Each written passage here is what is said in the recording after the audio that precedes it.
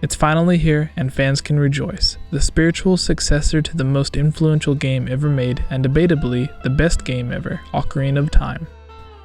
Twilight Princess was the most successful Zelda game of all time, selling more than many other Zelda games combined, and now just in time for not only the 30th anniversary of the Zelda series, but the 10th anniversary of the original release. Twilight Princess is now officially playable in HD, but is this enough of an improvement from the original?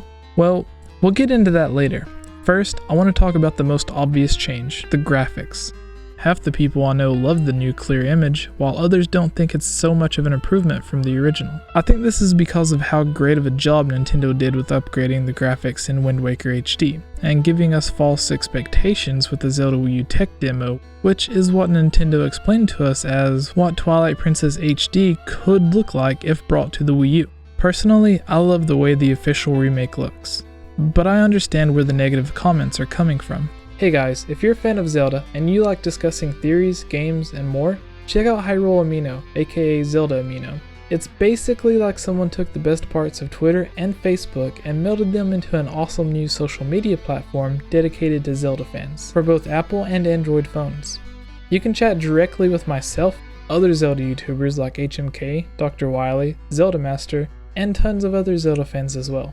Be sure to download the app and let me know in the comments below, or by finding me on the app by searching Game Over Jesse. When Wind Waker HD was released, it was visually a huge improvement from the original. When you do the same comparison with Twilight Princess HD, it just looks like an upscaled version. This, in my opinion, is simply because Wind Waker HD was mostly created by Nintendo's EAD3 team, the same development team that is responsible for most main Zelda titles. They explained that when building the engine for Zelda Wii U, they experimented by rebuilding Wind Waker, Twilight Princess, and Skyward Sword in the new engine. They thought the game that stood out the most and was most deserving of a remake was the Wind Waker. So when we received the official remake, it was using the more advanced Zelda Wii U engine, which gave us the improvements we've seen.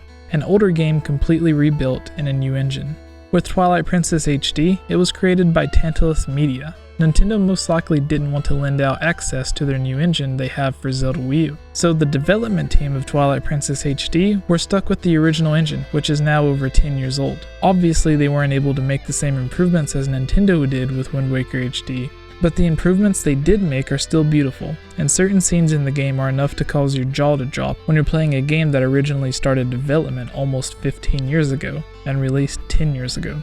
Tantalus didn't take the easy route. They didn't just up-res the game to 1080p, which removed all of the blurred, jagged edges that plagued the game's original release. They completely remade the textures as well, allowing you to see a lot more detail than you remember, and changing the looks of certain areas entirely. Now with the visuals out of the way, which is the point of an HD remake, we can focus on gameplay improvements. Twilight Princess HD has several. The biggest and best, in my opinion, is the motion controls.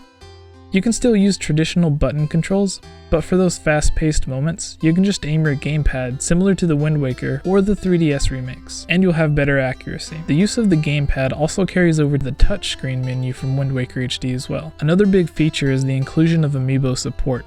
The regular Amiibo don't take or add anything essential. You receive heart pieces, extra arrows, or in Ganondorf's case, you can make the game more challenging by taking double damage. The biggest Amiibo feature comes with the Wolf Link Amiibo, which adds a new mini-dungeon, the Cave of Shadows. If you've played through the Cave of Ordeals, then this dungeon will seem very familiar to you, but it requires you to be in wolf form the entire time. It's a fun challenge, but if you don't have the Wolf Amiibo, you're not going to miss out on anything within this game. However, the Wolf Amiibo is supposed to carry over to Zelda Wii U, so you will want to pick it up eventually.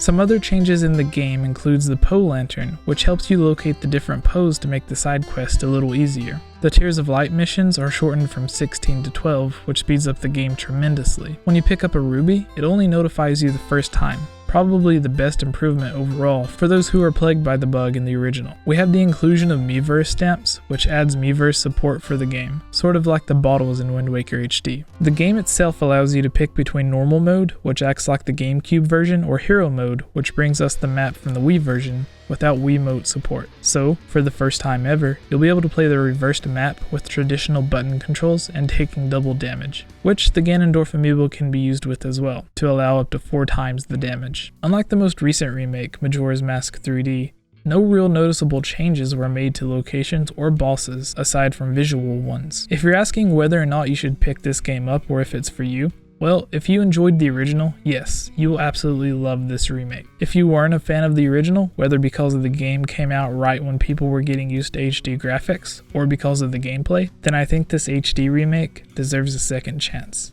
Do you have an idea for a new theory? Would you like to be featured on my next theory, or be a part of a discussion video with myself and other Zelda theorists? Well, head on over to my Patreon page and check out the awesome rewards. Also, for a limited time, every pledge of $5 or more gets you entered to win a custom anime-style drawing of yourself, similar to the one shown here, or my own avatar. I would like to thank Angliki, Rocket Cat, Jonathan, and Gus Calvo for their support on Patreon, and Zelda Mino for allowing this video to be possible.